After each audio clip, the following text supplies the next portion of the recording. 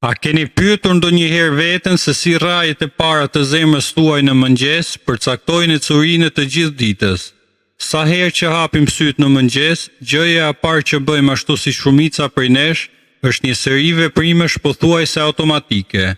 Zgjedhim të ngrihemi, të kapim telefonin, të pim kafe ose të vrapojmë drejt punëve tona.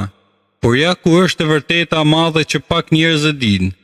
Orët e para të mëngjesit janë periudha më e ndjeshme për sistemin tuaj kardiovaskular. Mjekët dhe kardiologët e dinë mirë se shumica e ngjarjeve më të rënda të zemrës, si goditjet në tru apo infarktet, ndodhin pikërisht në orët e para të mëngjesit. Pse?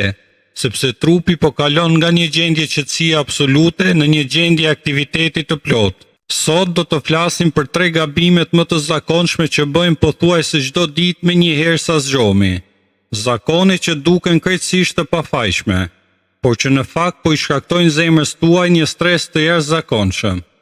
Nëse jeni 40 apo 50 vjeç, kjo video është veçanërisht për ju, por këshillat vlen për çdo moshë. Ndiqeni deri në fund, sepse gabimi i tretë është diçka që mbi 80% e njerëzve e bëjnë çdo ditë pa ditur rrezikun. Le të fillojmë me gabimin e parë, të cilin e bëjmë pothuajse të gjithë kur bie zili i alarmit. Ngritja e nguqme dhe e menjëhershme nga krevati. Në mëngjes zilja bie, ju trembeni dhe brenda 2 sekondave jeni tashmë në këmbë. Duket si një mënyrë energjike për të nisur ditën apo jo. Në realitet, për zemrën tuaj, kjo është një trënditje vërtet fiziologjike. Kur jeni shtrirë duke fjetur, trupi juaj është në një gjendje totale relaksimi. Presioni i gjakut bie, rrajet e zemrës ngadalsohen dhe gjaku shpërndahet në mënyrë të barabartë në të gjithë trupin. Kur ju ngriheni menjëherë në këmbë, graviteti tërheq një sasi të madhe gjakut drejt këmbëve dhe barkut. Kjo bën që presioni i gjakut në pjesën e sipërme të trupit dhe në tru të bie brenda një fraksion sekonde. Ky fenomen njihet si hipotension ortostatik. Për të kompensuar këtë rënje të papritur, zemrës tuaj duhet të rrahë me shpejtësi marramense dhe të kurret shumë më fort për të pompuar gjakun përsëri lart drejt trurit. Për një person të ri, kjo mund të shkaktojë thjesht një marrëmendje të lehtë ose errësim të syve për disa sekonda, por me kalimin e moshës, enet e gjakut humbasin fleksibilitetin e tyre. Ky sforcim i njëhershëm rrit me shpejtësi presionin arterial dhe krijon stres mbi muret e enëve të gjakut. Çfarë duhet të bëni në vend të kësaj? Zgjidhja është shumë e thjeshtë. Kur të zgjoheni, mos u ngutni, qëndroni shtrirë për 30 sekonda. Lëvizni gishtat e duarve dhe të këmbëve për të zgjuar qarkullimin. Më pas uluni në buzë të krevatit dhe qëndroni aty edhe për 30 sekonda të tjera përpara se të ngriheni plotësisht në këmbë. Jepini zemrës tuaj këtë minutë të çmuar për të përshtatur. Kalojmë tek gabimi i dytë, që për shumë njerëz është një zakon i pandashëm i mëngjesit. Kafeja e parë me stomakun bosh. Sa nga ju shkojnë direkt tek ekspresi pa futur asgjë tjetër në stomak? Është e kuptueshme. Kafeja ka aromë të mirë. Ju jep atë shtyrdjen e parë të energjisë dhe ju zgjon nga gjumi. Por le të shohim çfarë ndodh brenda trupit tuaj kur e bëni këtë. Në mëngjes trupi juaj natyrshëm prodhon një nivel të lartë të kortizolit, që njihet ndryshe si hormoni i stresit. Kortizoli është ai që na ndihmon të zgjohemi dhe të ndihemi vigjilent.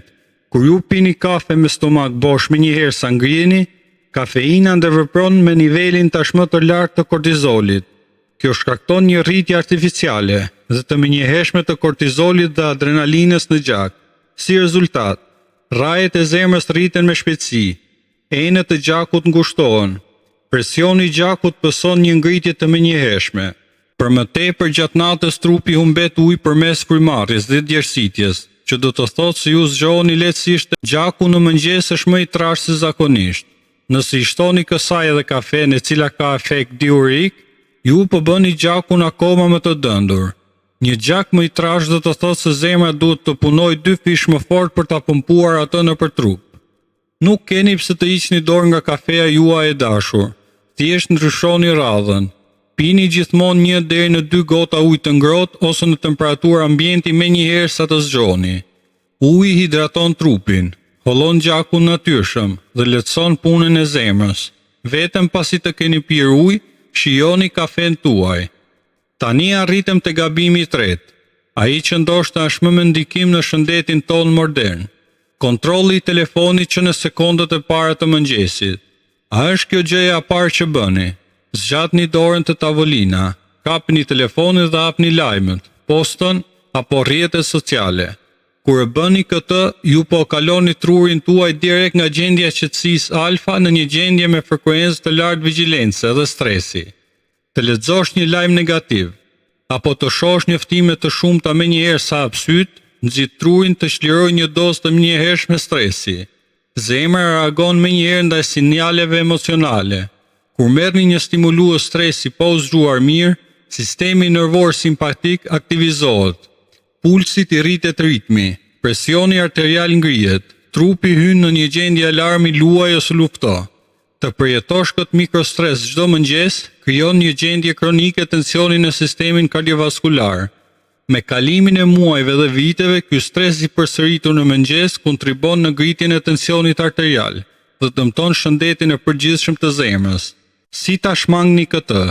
Vendosni një rregull të artë për veten tuaj. 30 minuta para të mëngjesit janë pa ekrane. Lërni telefonin në një dhomë tjetër. Përdorni ato minuta për të ushtrirë, për të marrë frymë thellë, për të pirë ujë dhe për të përgatitur me qetësi për ditën. Të dashur miq, shëndeti i zemrës suaj nuk varet vetëm nga stërvitja e fortë, apo nga ajo që hani në drekë e darkë. Ai ndërtohet nga këto detaje të vogla ditore që shpesh i marrim si të mirëqëna. Le të përmbledhim 3 hapa të thjeshtë që mund të filloni t'i zbatoni qenesën në mëngjes. Pritni 1 minutë në krevat para se të ngriheni në këmbë. Pini 1 deri në 2 gota ujë përpara se të pini kafe në mëngjesit. Mbroni trurin dhe zemrën duke mos e kapur telefonin për 30 minutat e para. Ndryshimet të vogla si këto mund të bëjnë një ndryshim gjigant në mënyrën se si ndiheni dhe në shëndetin e zemrës tuaj afatgjatë. Nëse kjo video ju duke dobishme dhe mësuat diçka të re sot që mund të përmirësoj jetën tuaj, ju lutem bëni like dhe shpërndajini me miq, kolegët apo familjarët tuaj. Me një shpërndarje të thjeshtë në rrjetet tuaja sociale apo në mesazhe, ju mund t'i ndihmoni dikujt për njerëzve tuaj më të dashur të parandalojë një problem të madh të padëshiruar shëndetësor. Shpesh janë pikërisht këto informacione të vogla, ato që bëjnë diferencën më të madhe në jetën e dikujt. Gjithashtu, nëse nuk e keni bërë ende, mos harroni të abononi në kanalin ton dhe të aktivizoni zilen e njoftimeve.